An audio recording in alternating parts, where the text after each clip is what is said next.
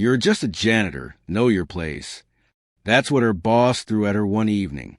No one in the office could have guessed who she really was.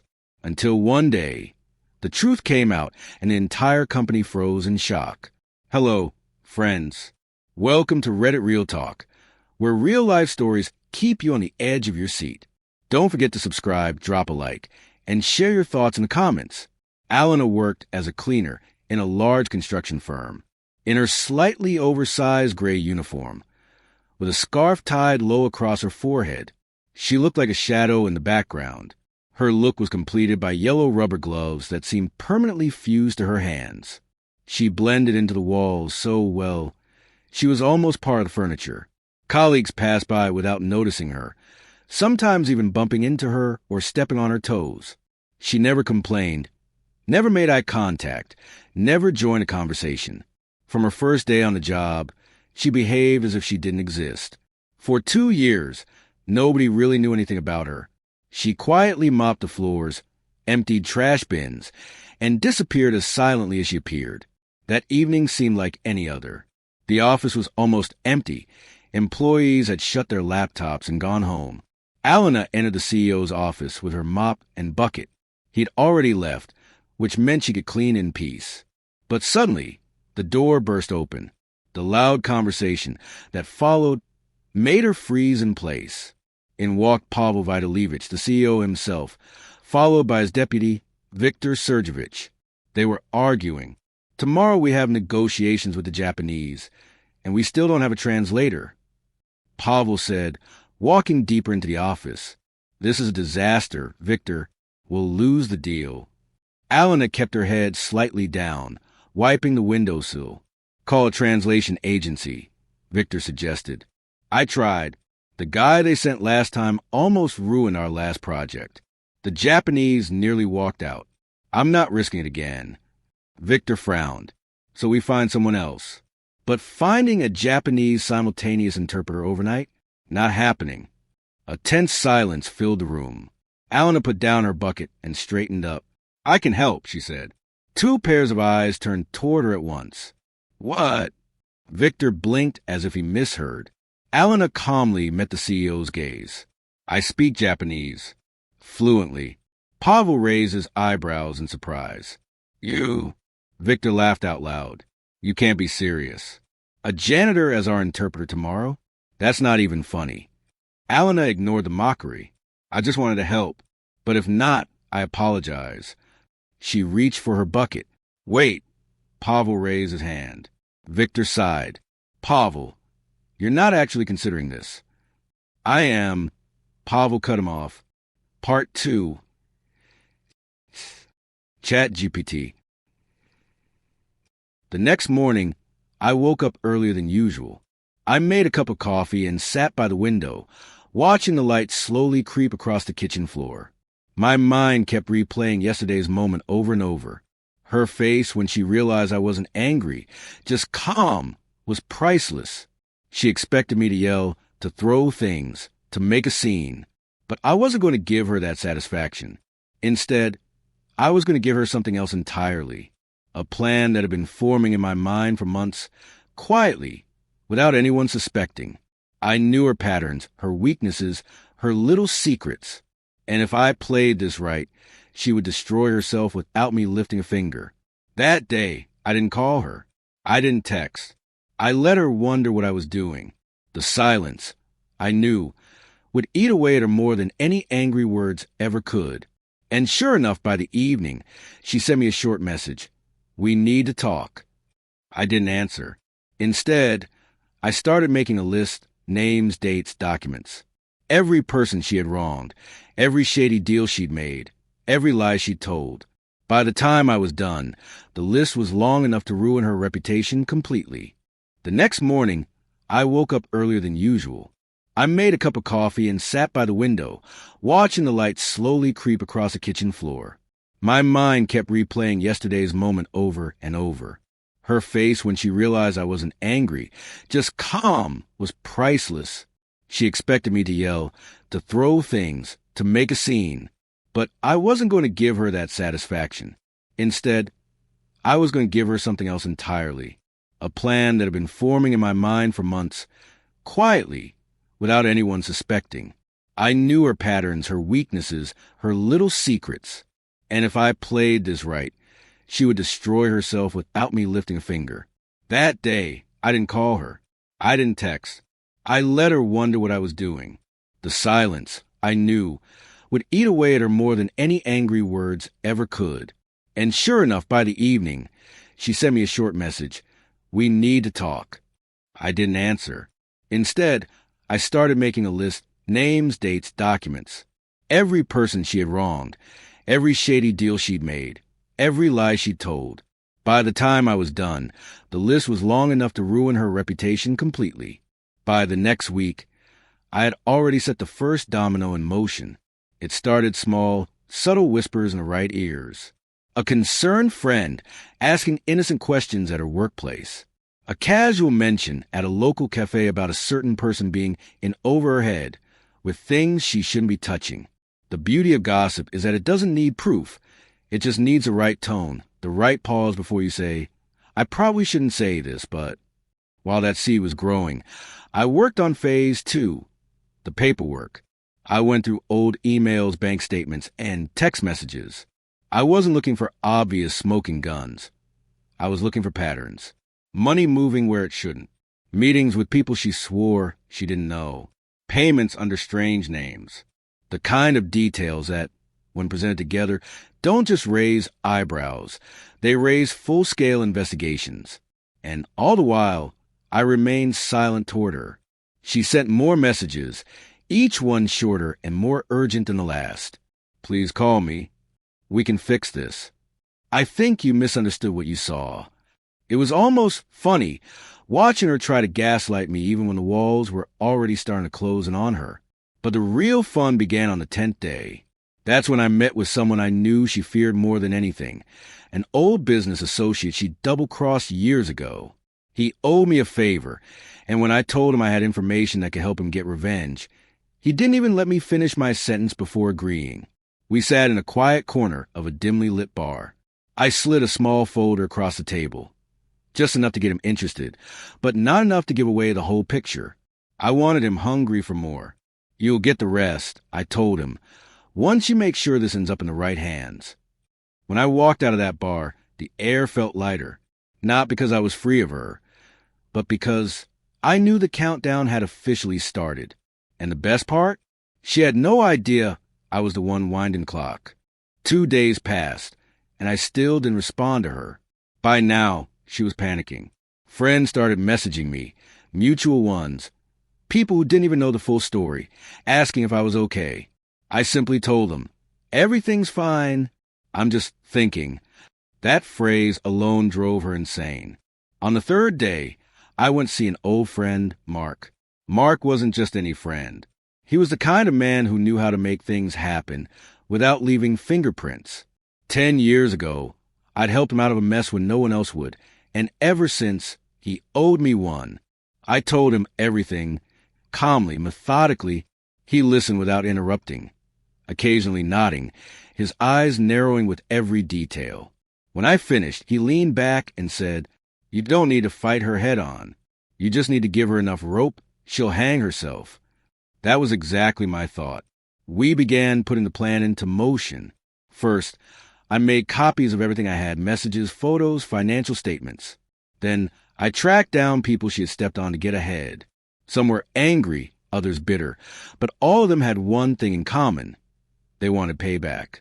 By the end of the week, I had an entire network ready to quietly dismantle her world. Her job? Already under scrutiny, thanks to a few anonymous tips about her side activities. Her social circle? Slowly turning against her, as certain truths began to accidentally leak. Still, I kept my distance. I let the rumors spread on their own. The beauty of the plan was that I didn't have to touch her directly. Every move came from someone else, someone she couldn't trace back to me. The silence between us grew louder, and I knew, sooner or later, she would make the first desperate mistake. The next few days were painfully quiet. For her, not for me. I went about my life as if nothing had happened. I worked, met friends for lunch, even took a short weekend trip out of town. But all the while, I knew she was sitting in that apartment, pacing, checking her phone, wondering why I hadn't reacted. People like her feed on control. They need to know exactly where you stand, what you're thinking, what you're planning. The moment you take that away from them, they unravel, and that's exactly what I was counting on. On the third day, I got my first real sign that the silence was working. She showed up at my work. No warning, no call, just walked in, looking like she hadn't slept. Her makeup was rushed, her hair messy. "We need to talk," she said, trying to keep her voice steady. I smiled politely. "I'm busy right now. Maybe another time." And I turned back to my computer. Her jaw tightened. "It's important." "Then you should have thought about that before."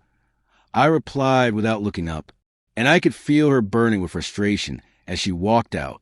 That evening, I pulled out the folder I had started days earlier. It wasn't just names and dates anymore. It was evidence. Screenshots, emails, bank statements, all carefully organized. I had even reached out to a few people I knew she'd wronged in past. Some were more than happy to share their stories. By the end of the week, my file was thick enough to bury her career, her social circle, and any chance she had of starting fresh somewhere else. But I wasn't ready to strike just yet. Timing, in situations like this, is everything. I wanted her to feel safe again, to think maybe I wasn't going to do anything. So I texted her, "We can talk tomorrow. My place, 7 p.m. Her reply came instantly. "Okay." No emojis, no extra words. She was too nervous to pretend. When she arrived the next evening, she was dressed better, clearly trying to put on a show of confidence. But I could see it in her eyes, the fear. We sat down at the kitchen table, the same place where just a week ago I had discovered her betrayal. She started first. "Look, I know you're angry." "I'm not angry," I interrupted. "I'm just done." She froze. "I'm not here to yell. I'm not here to argue. I just want you to know that I know everything. And I mean everything." I slid the folder across the table. "Go ahead. Open it." Her hands trembled as she flipped it open. With each page, her face grew paler. I didn't have to say a word. The evidence spoke for itself. When she finally looked up, her voice was barely a whisper. "What do you want?" "Nothing," I said, leaning back. "You're going to give me the apartment, sign over the car, and disappear from my life. In return, I won't share this with your boss, your family, or your so-called friends." She hesitated, and for a moment I thought she might argue. But then she saw the last page, the one piece of proof that could land her in real legal trouble. And just like that, the fight left her. 2 days later, the paperwork was signed. The keys were mine, and she was gone. But I wasn't finished, because what she didn't know was that I had already made copies of everything. Not to use, unless she ever tried to come back. Consider it insurance. In the weeks that followed, I felt lighter, not because I had won, but because I had taken back control of my own life. She had expected me to explode, to make a scene, to become the villain in her story. Instead, I had quietly written the ending, and she was nothing more than a footnote. And here's the thing about people like her. They never really change. Someday, somewhere, she'll try the same games with someone else. But this time, I won't be the one paying the price. I didn't go home that night. I wanted her to feel the emptiness, to walk through the rooms and realize I was gone, not just physically, but emotionally. I stayed at an old friend's apartment across town. From there, I could plan without distraction. Over the next few days, I began weaving the net. Every conversation we'd ever had, every careless word she'd spoken in confidence, came back to me now like puzzle pieces. I contacted people she didn't even remember crossing, an old coworker she stole credit from, a cousin she borrowed money from and never paid back, a woman she'd insulted in front of a room full of colleagues. Each of them had their own story, and each story was a nail in the coffin of her perfect little image. I wasn't reckless about it. I didn't rant or make threats. Instead, I asked questions, let people talk, let them remember. Some were hesitant at first. After all, she had a way of intimidating people. But once they realized I wasn't asking for revenge, just the truth, they opened up. Meanwhile, she kept sending me messages. At first, they were short and impatient. "We need to talk. Call me." Then they turned defensive. "You're overreacting. It's not what you think." By day 5, the tone had shifted entirely. "Please, I'm sorry. Can we just fix this?" I didn't answer any of them. Silence was my weapon, and I wielded it like a blade. In the background, I started collecting physical evidence. Old bank statements. Screenshots of messages she sent late at night. Even her own handwriting on little notes she thought I never saw. Everything was dated, organized, ready. One evening, I went to see a man named Victor. He wasn't exactly a friend, more like an acquaintance with a long memory. Years ago, I'd done him a favor that kept him out of serious trouble. Now it was time to collect. Victor knew people in places I couldn't reach. He could pull public records, dig up things that most people thought were buried for good. Within 48 hours, he handed me a folder. Inside were copies of 2 contracts she forged, both bearing fake signatures. If those ever reached the wrong hands, her career would be over before she could say a word in her defense. I didn't plan to ruin her instantly. That would have been too easy. No, I wanted her to feel it coming, like the slow rumble of an approaching storm. To know she was trapped, but still not see exactly where the blow would land. A week later, I saw her by chance, or so she thought. She was coming out of a cafe, her face pale, eyes darting nervously. She spotted me across the street and froze for a moment, like she was deciding whether to call out. I didn't give her the chance. I just smiled faintly, tipped my head, and kept walking. That was the moment she understood something. I wasn't chasing her. I wasn't trying to win her back or demand answers. I was past that. And for someone like her, that was far more terrifying. The next move was subtle. I sent anonymous envelopes to 3 key people in her professional circle. No threats, no accusations, just copies of documents and a simple note. "You deserve to know."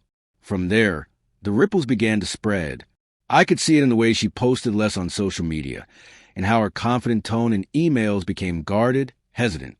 I even heard from a mutual acquaintance that she'd been skipped over for an important project at work, due to some concerns. I didn't feel joy. This wasn't about gloating. It was about balance. For the first time in years, I felt like the scales were tipping back where they belonged. But I wasn't finished.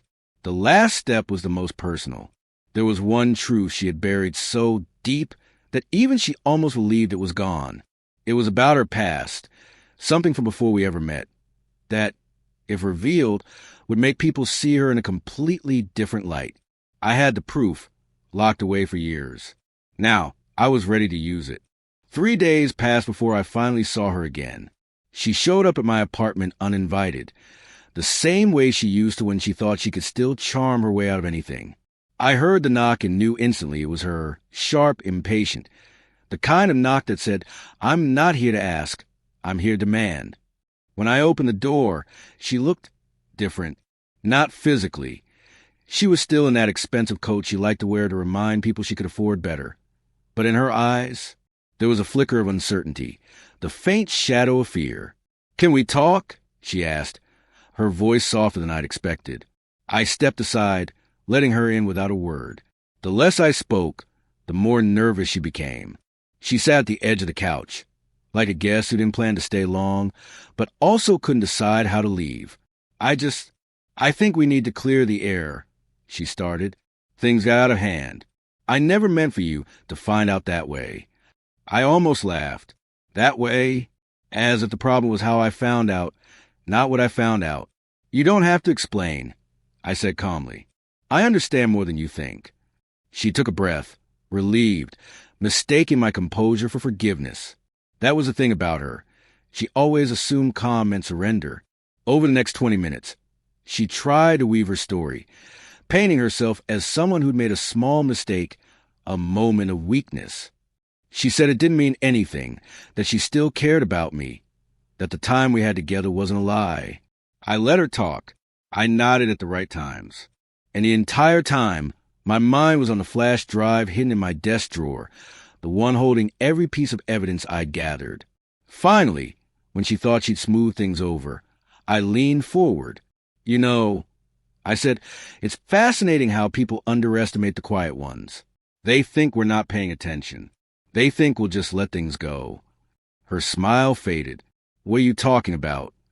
"I'm talking about the fact that every choice you've made in the last year has been building a story, and I have all the chapters." Her hands gripped the edge of the couch cushion. "You're bluffing." I got up, walked to the desk, and pulled out the flash drive. I placed it on the coffee table between us. "This is your life. Every lie, every betrayal, every text you thought you deleted, every message you sent to him, even the ones you sent to people you really shouldn't have." She stared at it like it was a loaded gun. "What do you want?" "Nothing yet," I replied. "But I want you to understand something. I'm not going to scream. I'm not going to post this online.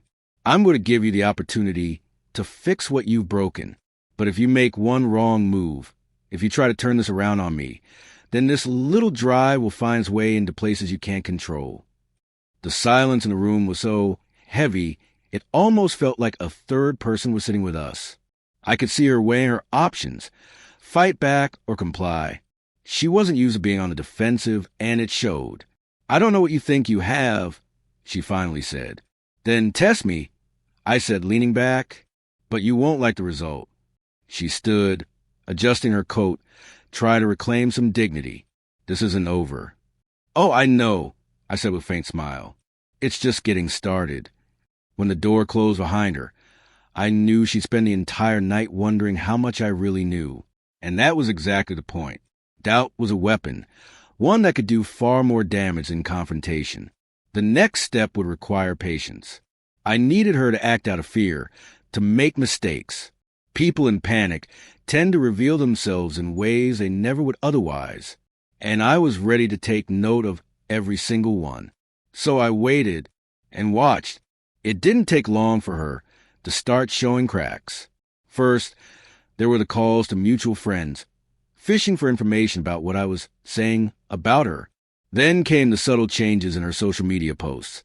Less confidence, more forced smiles, captions that tried too hard. And finally, the call I'd been expecting from him. He sounded nervous, almost angry. "Listen, I don't know what you're trying to pull, but she's freaking out. What did you tell her?" "Nothing," I said, "but it's interesting that you're calling me about it." "Cut the games," he snapped, "if you're planning something." I hung up, let him stew in that uncertainty. The more they turned on each other, the less I had to do. But the real move was still ahead. I spent the next 2 weeks living as if nothing had happened. Outwardly, my life looked calm. Work, gym, the occasional dinner with friends.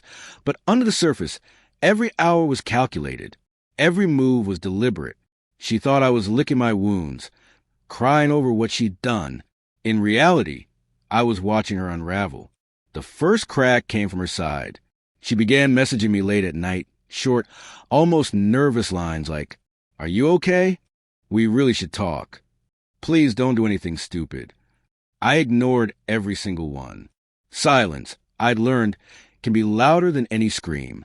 While she waited for me to explode, I was busy digging. I had access to a few things she'd forgotten about. An old shared cloud drive, some documents on a hard drive she left in my apartment, even her old email account that still had a saved password on my laptop. She wasn't careful. She never thought I'd need any of it. What I found wasn't just proof of betrayal. It was a roadmap to her destruction. Bank transfers to strange accounts. Messages arranging business meetings that were anything but professional. Photos she probably thought she'd deleted forever. The more I uncovered, the more I realized this wasn't just about revenge. This was about justice. She had burned bridges with people far more dangerous than me, and sooner or later, those people would come knocking. I could make sure they did, at the right time, in the right place.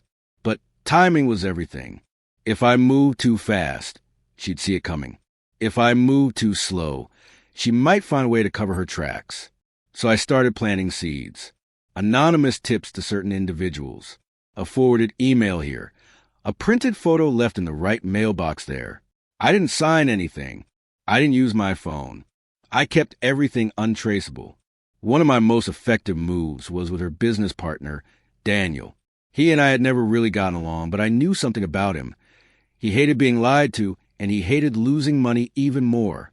I sent him a package. Inside were screenshots of her transactions, along with a simple note. You deserve and know where your money's going. Within a day, she called me. Her voice was sharp, panicked. What the hell did you do? She demanded. I smiled into the phone, though she couldn't see it. I think you're mistaking me for someone who cares, I said calmly, then hung up. That night, I got another message from her, this one longer, full of accusations and thinly veiled threats. But buried in her words was something even more revealing. Fear. It was working. The next stage was more personal. I arranged to meet with a mutual friend, someone she thought was loyal to her. Over coffee, I told him a carefully edited version of the truth. I didn't need to exaggerate. The facts were damning enough. People loved to share juicy stories, and within 48 hours, her reputation in our social circle was in flames.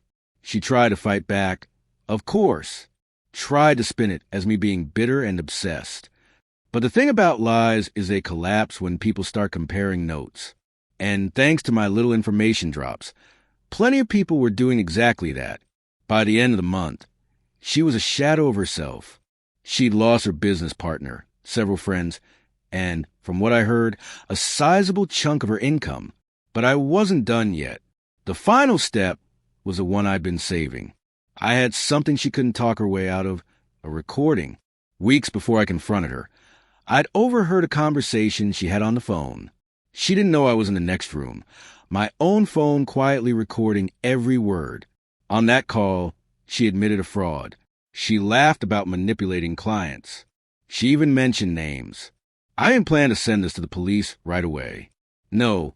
First, I would make sure she knew it existed. I wanted her to feel that weight every single day, wondering when the hammer would fall. So one morning, I mailed her an unmarked USB drive with just the audio file on it. No note, no explanation. 2 hours later, she called me. Her voice was trembling. What do you want from me? Nothing, I said. I already have everything I want. I hung up, knowing she'd never sleep peacefully again. That was the beauty of it. I didn't need to destroy her completely. I just needed to leave her in a place where every knock at the door, every unknown number on her phone, would feel like the end. And, in a way, that was worse than anything I could have done quickly. It wasn't about rage anymore. It was about control. And control was mine. When I stepped out of the courthouse, the evening had already started to swallow the sky. The air was thick, humid, almost as if the city itself was holding its breath. People rushed past me, caught up in their own worlds, unaware that this day had just marked a turning point in mine. I walked slowly, savoring the moment. But deep down I knew the real work was only beginning. Proving their guilt was one thing. Living with the aftermath was something else entirely. Lisa and Preston had lost their reputations, their money, their friends. But in the process, I had lost a part of myself too. I thought back to those first days after discovering their betrayal. Back then, it felt like my life had ended. I couldn't eat, couldn't sleep. I would just stare at the ceiling, replaying the same scene over and over in my head. Her laughing, his hand sliding onto her waist, me standing in the doorway, unable to believe my own eyes. But time has a way of sharpening you. I stopped waiting for apologies. I stopped hoping they'd understand the damage they'd done. Instead, I started planning. Every move was calculated. Who to speak to, what to say, which documents to file, and when. I was lucky to cross paths with a few people who knew Preston far better than I ever had. One of them was his former company accountant. Fired without explanation. He knew exactly where the money had gone, and he was more than willing to help. Another was an office neighbor who had overheard conversations Preston never intended for anyone else to hear. Piece by piece, I built the puzzle. And the clearer the picture became, the calmer I felt. Anger faded, replaced by a cold, focused determination. I knew there wouldn't be a second chance. So I moved carefully, almost methodically. The trial was brutal. Preston pulled every string he could, hiring the best lawyers money could buy. Lisa sat in the courtroom, doing her best to look like a victim of circumstance. But when I presented the key piece of evidence, a certain security camera recording, their faces shifted instantly. Preston's jaw clenched. Lisa pressed her lips together and stared at the floor. After the hearing, a journalist approached me, asking how it felt to win so decisively. I told her the truth. This isn't a victory. This is just the end of one chapter. Now I need to write the next one. She nodded, but I saw the disappointment in her eyes.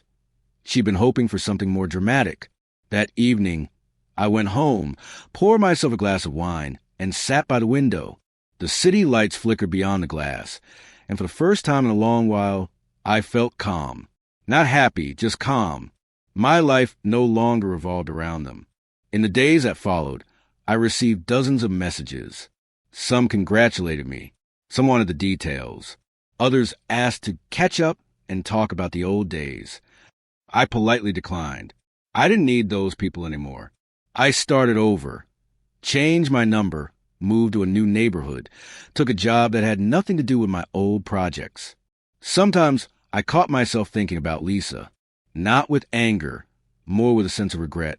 She could have been part of my life, but she chose another path. As for Preston, he turned out to be exactly who he always was, a man who lived for nothing but his own gain. The world didn't collapse, as I thought it would that first day. It just changed, and I changed with it. The days following the court hearing felt like walking through fog. I wasn't sure if I was relieved, angry, or simply exhausted. Lisa had been exposed for what she truly was, and Preston's smug arrogance had crumbled in front of everyone. But the victory wasn't sweet. It was bittersweet, like drinking coffee that's gone cold.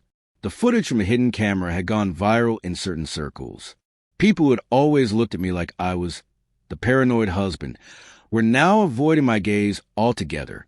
Some of them even had the nerve to apologize, but most just disappeared, pretending they'd always believed me. Lisa, meanwhile, tried to play the victim. On social media, she posted cryptic quotes about betrayal and toxic love, painting herself as the one who had been wronged. Her friends, those who hadn't seen the footage, showered her with sympathy, but the ones who had, they either stayed silent or quietly unfollowed her. Preston's life unraveled faster. His wife kicked him out. The board of his company started asking questions about his business trips that didn't line up with the expenses he'd filed. And then, just a twist of knife, the footage somehow made its way to a journalist who specialized in corporate scandals. I didn't send it, but I wasn't exactly heartbroken when it happened. Still, none of this fixed the hollow space inside me. Revenge might burn bright for a moment, but afterward, it leaves only ashes. I kept replaying the last conversation Lisa and I had before the trial. "You're overreacting," she'd said, her voice sharp. "You've always been jealous, always trying to control me. That's why we're here." But the truth was, I never wanted to control her. I just wanted honesty. And she couldn't give me that. Not then, not ever. One evening, I sat in the living room, the house eerily quiet. The divorce papers were signed, the settlement finalized. I had kept the house, but it didn't feel like home anymore. Every corner held a ghost of laughter, of arguments, of moments I thought were real. That's when my phone buzzed. It was a message from someone I hadn't spoken to in years. Daniel, an old college friend. "Hey, I saw what happened. If you ever want to get out of the city for a bit, I've got a place by the coast. No drama, just quiet." At first, I ignored it. Running away felt like surrender. But as the night dragged on and the silence pressed heavier on my chest, I realized maybe this wasn't about running away. Maybe it was about starting over. 2 days later, I packed a bag and left. No big announcements, no goodbyes. I didn't even tell Lisa. I didn't owe her that. The coast was exactly what Daniel promised. The air smelled of salt and freedom. Waves crashed against the shore in a rhythm that felt older than any betrayal, older than any pain. For the first time in months, I felt my shoulders drop, the tension melting away. We sat on his porch one evening, beers in hand, watching the sun sink into the horizon. Daniel didn't ask for details. He didn't need to. He just said, "You know, man, sometimes the best revenge isn't proving them wrong. It's living in a way that makes them irrelevant. And in that moment, I knew he was right. Lisa and Preston could drown in their own mess. I had my life back. And this time, I wasn't going to waste it. I woke up the next morning feeling like my body had been run over by a truck. My legs ached, my back was stiff, and my head felt heavy. But more than anything, there was a strange lightness in my chest, as if a burden I'd been carrying for years had suddenly been lifted. The doctor's words from the day before kept echoing in my mind. You're making progress most people your age don't see. It wasn't just about my blood sugar anymore. It was about proving to myself that I could change. That even at my age, 72, I wasn't a prisoner of my past mistakes.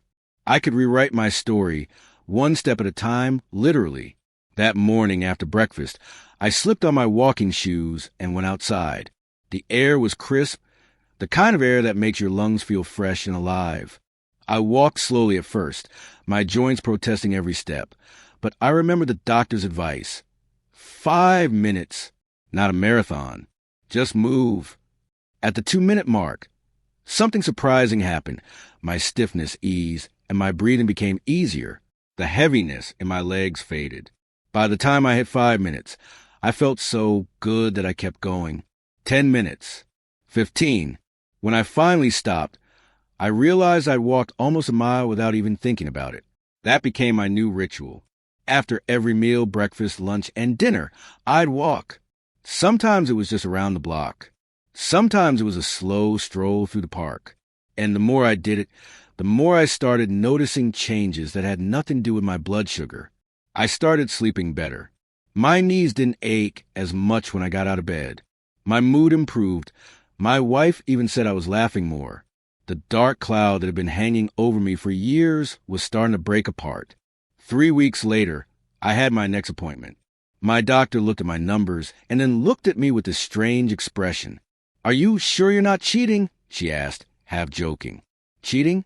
On what?" I laughed. "On your blood sugar readings. These numbers, they're the lowest I've seen for someone in your range without medication changes." I told her about my walking routine. She leaned back in her chair, crossed her arms, and said, "You have no idea how many people I've told to do that, and you're the first in months who actually did it and stuck with it." That was the moment I realized something important.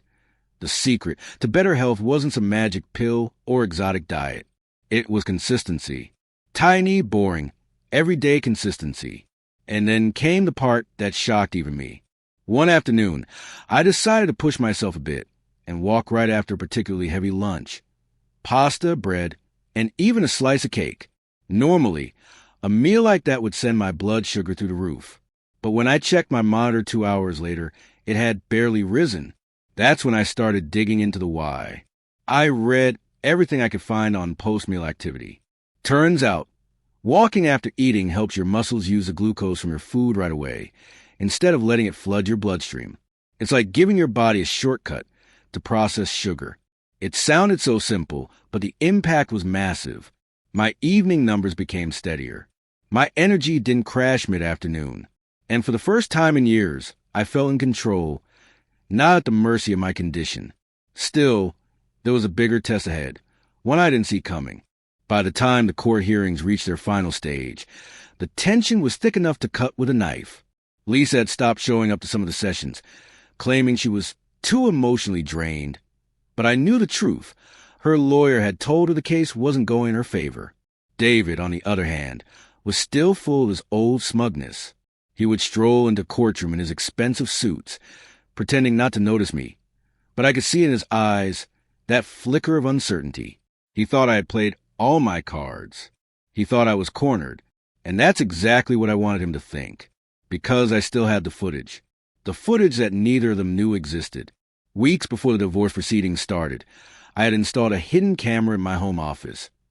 Not because I suspected infidelity at the time, but because I was working on a sensitive business deal and wanted to make sure no documents mysteriously disappeared. The camera had caught everything. Lisa and David weren't just meeting behind my back. They were going through my files.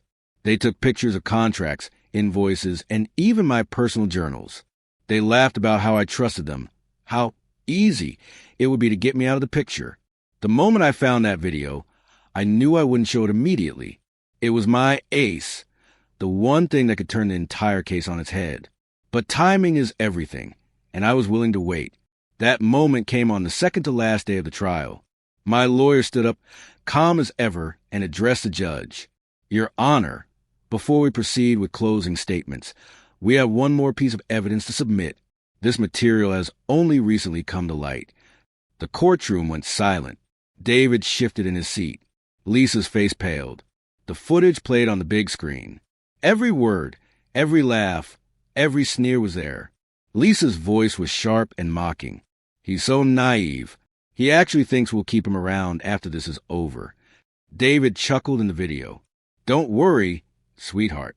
Once we're done, he won't even know what hit him. The sound of those words echoing in the silent courtroom was deafening. Lisa's lawyer buried his face in his hands. David just stared at the screen, his jaw tight. I didn't move. I just watched them. When the video ended, my lawyer didn't even need to say much. The evidence spoke for itself. The judge's expression was cold, her voice steady. This changes the case entirely. We will reconvene tomorrow for a revised ruling. As we left the courtroom, Lisa tried to approach me. You didn't have to do that, she whispered. I looked at her, really looked at her, and said, No, I didn't have to, but you made sure I would. The next day, the verdict was swift. I kept the house, the majority of the assets, and sole custody of our daughter. Lisa walked out with nothing but her personal belongings. David's career? Over. The footage spread faster than wildfire through the company he worked for. And as for me, I didn't celebrate. Not outwardly. Revenge, I learned, isn't sweet. It's quiet. It's the calm you feel when you've set things right, when the people who try to burn your life down end up standing in the ashes of their own making. The police chief called me in for questioning. Not as a suspect. At least not officially. But his tone made it clear that he didn't believe in coincidences.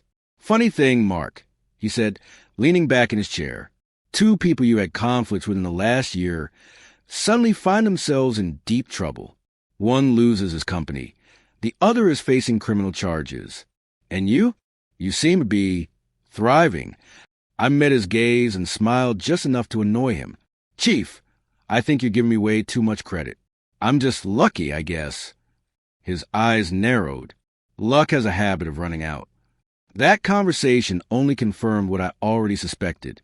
They were watching me, but they didn't have a shred of proof.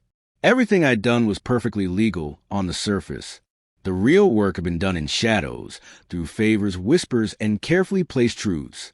Meanwhile, Preston, the man who once boasted that he could crush me like an ant, was now living in a cramped rental apartment, his yacht repossessed, his so-called friends avoiding him like the plague.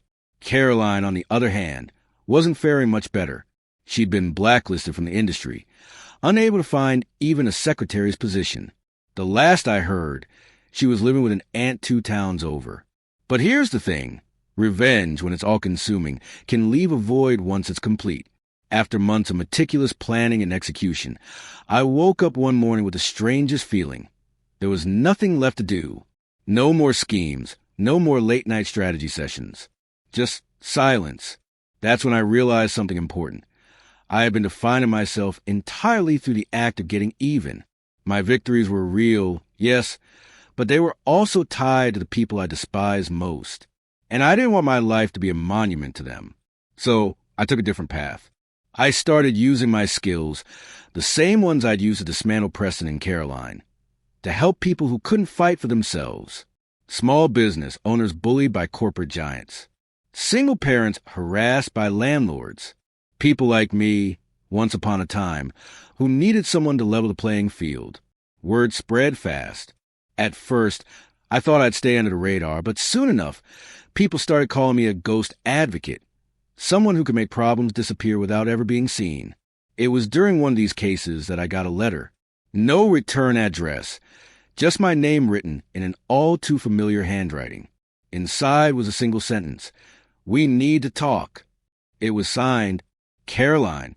I stared at it for a long time, debating whether to burn it or meet her. In the end, curiosity won. We met in a small cafe, far from the city. She looked nothing like the polished, ruthless woman I remembered.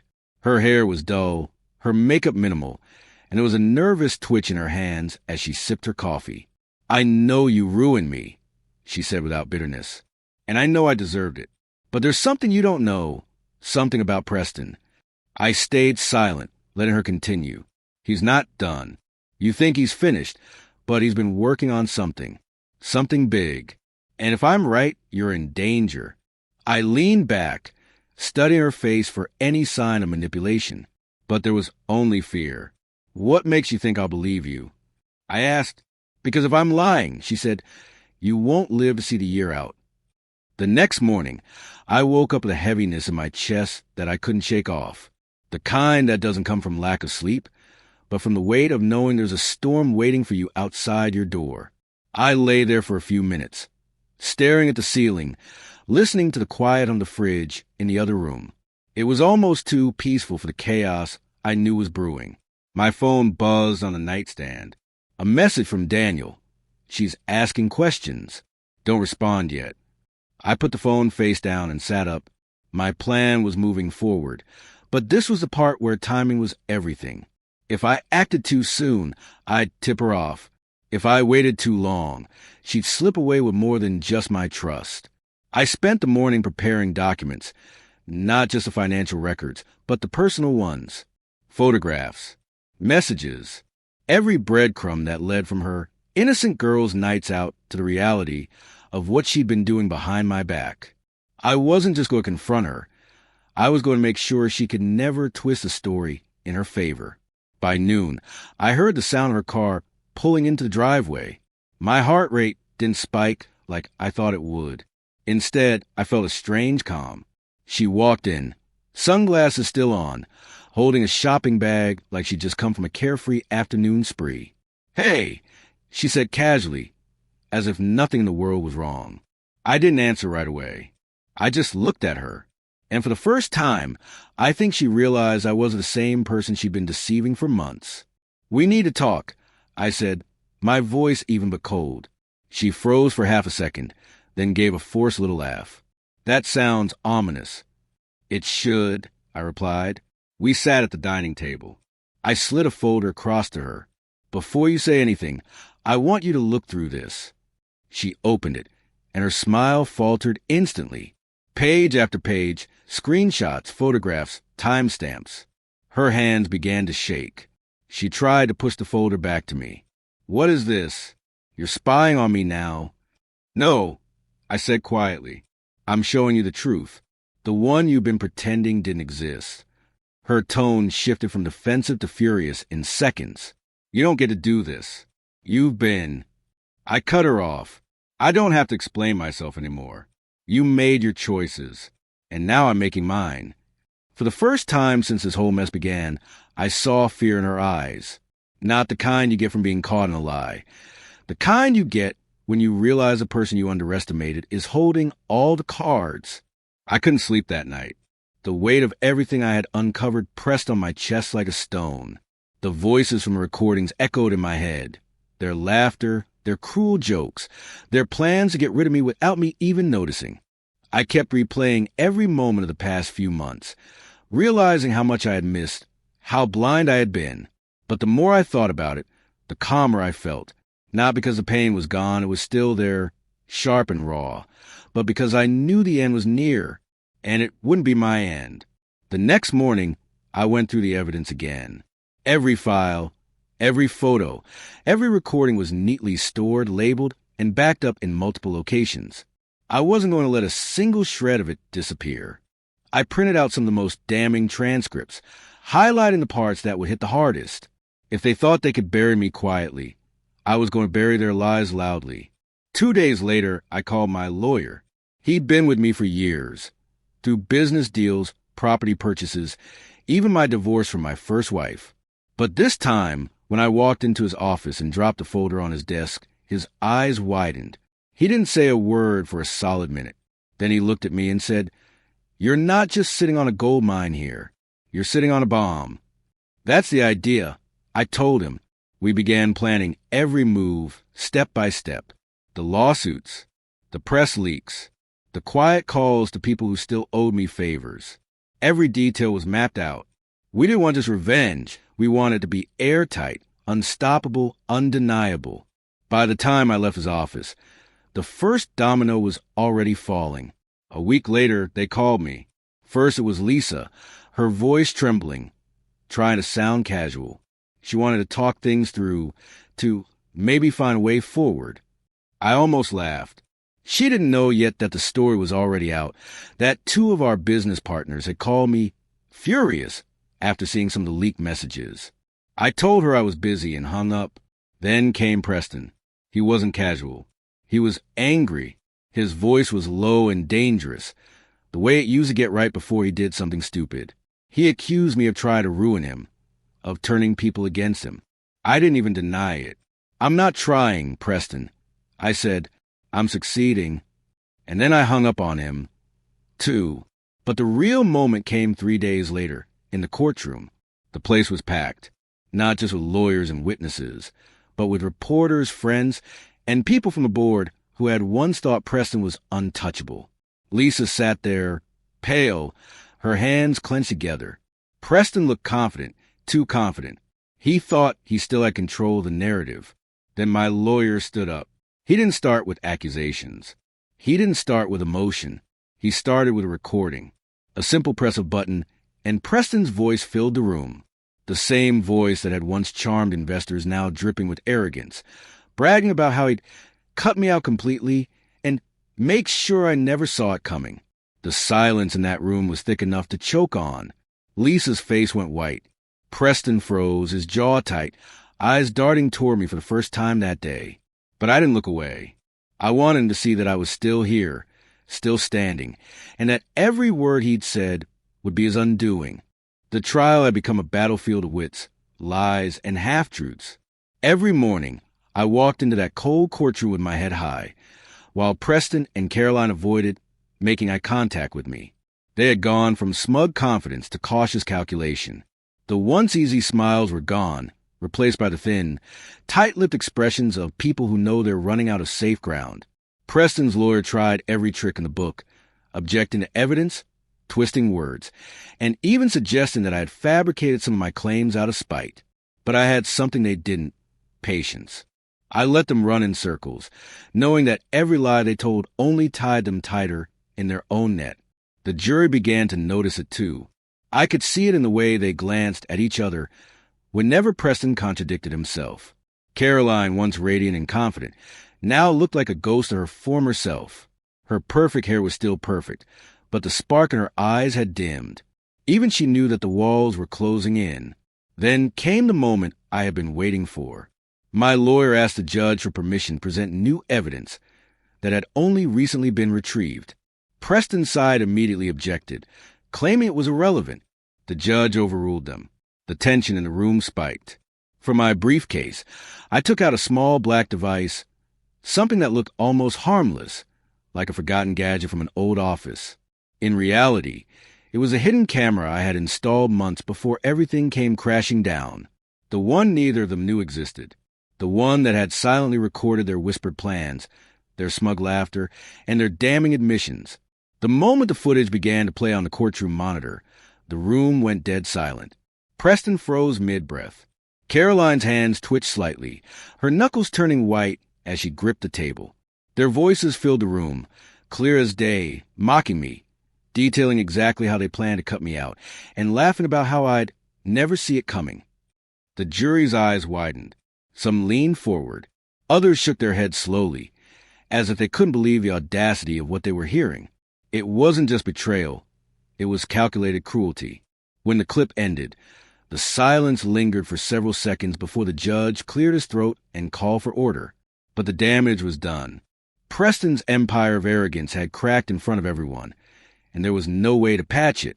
As we left the courtroom that day, Preston wouldn't even look at me. Caroline walked 3 steps behind him, her gaze fixed on the floor. I could feel the shift. Their power was slipping, and they knew it. The next morning, the headlines were everywhere. My name, Preston's, and Caroline's were plastered across the front pages. Public opinion turned like a tide. Investors began pulling out of Preston's projects, and Caroline's social circle suddenly became too busy to return her calls. For me, it wasn't about the headlines or the public sympathy. It was about watching them face the consequences they had once thought they were too clever to ever face. And deep down, I knew we were only getting started.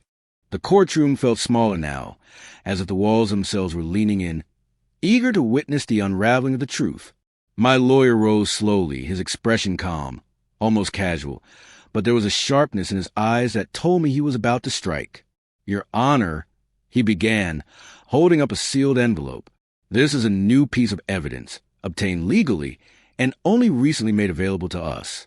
It directly pertains to the credibility of the witness and the events in question." The judge frowned but nodded for him to proceed. Across the aisle, I saw Preston shift in his seat. Caroline, sitting beside him, glanced at him nervously.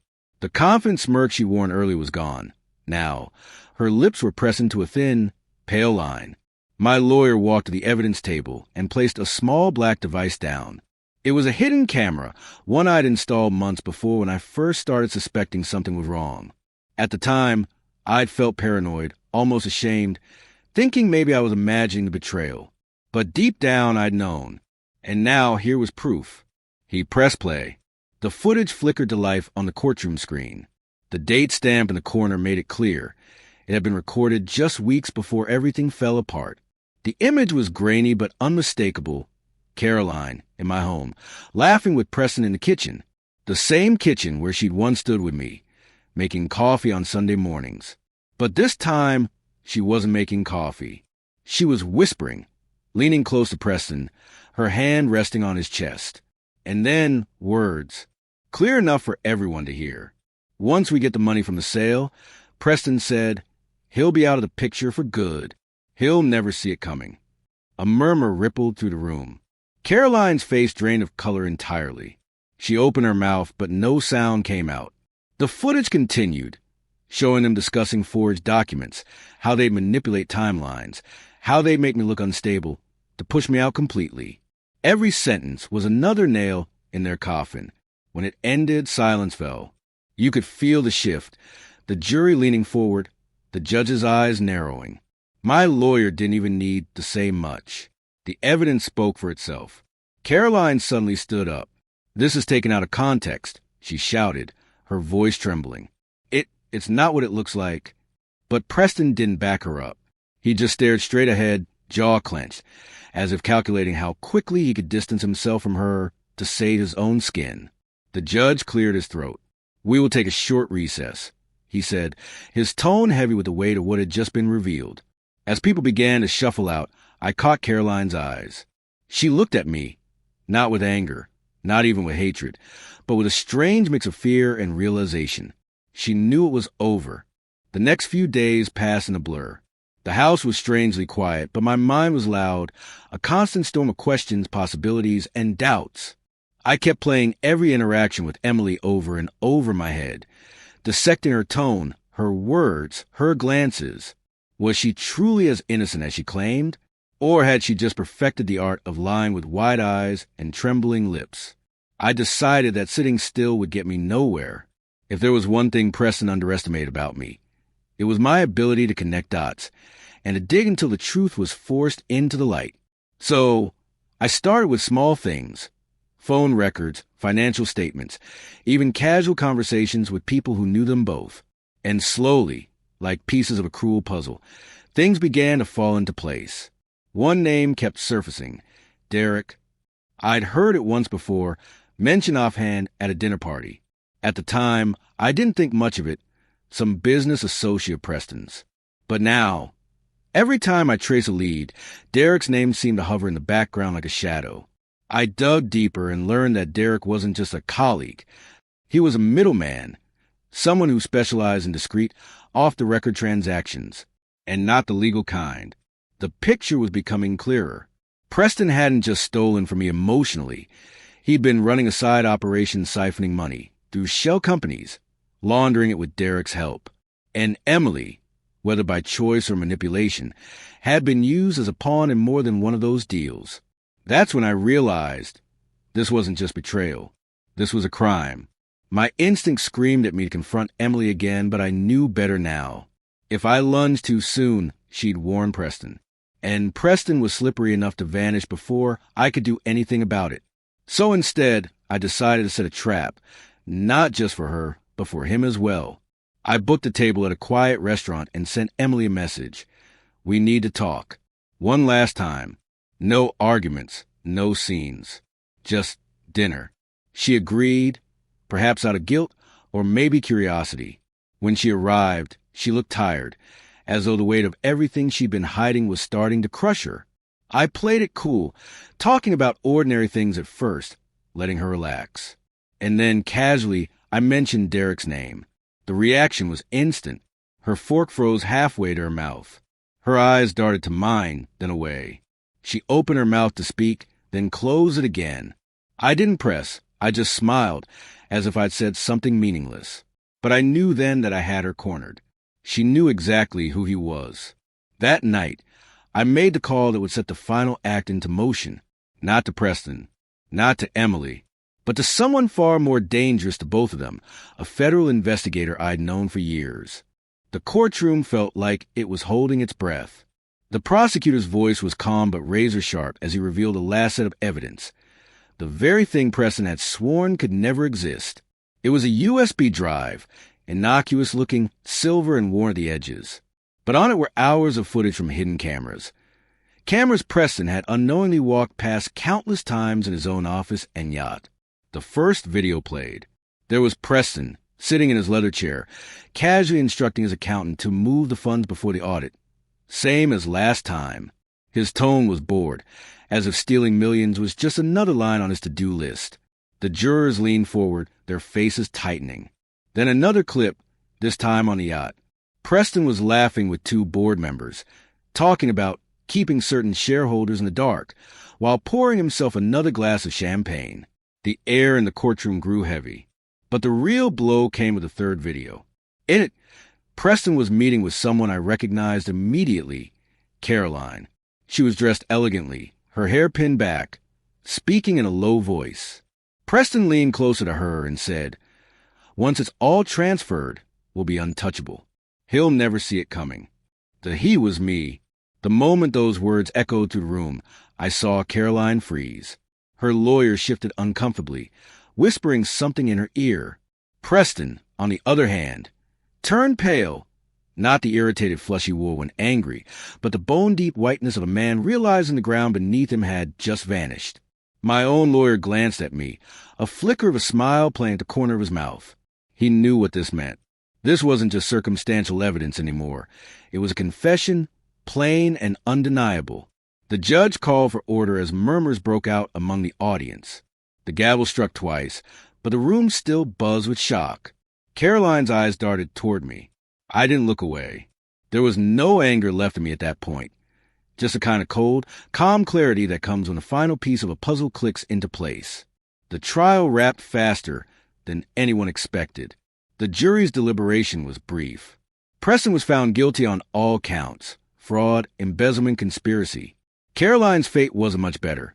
She faced charges for aiding and abetting, along with her own separate financial crimes. As the bailiffs escorted them out, Preston tried to maintain his composure, but I saw it. The slight tremor in his hands, the stiffness in his jaw. Caroline, on the other hand, wouldn't even meet my gaze. Walking out of that courthouse, the air felt different, lighter. The city noise didn't feel so overwhelming anymore. The sound of footsteps on the pavement felt like forward motion, not a retreat. Revenge had never been my goal, not truly. What I wanted was truth, and I got it, in the most undeniable form possible.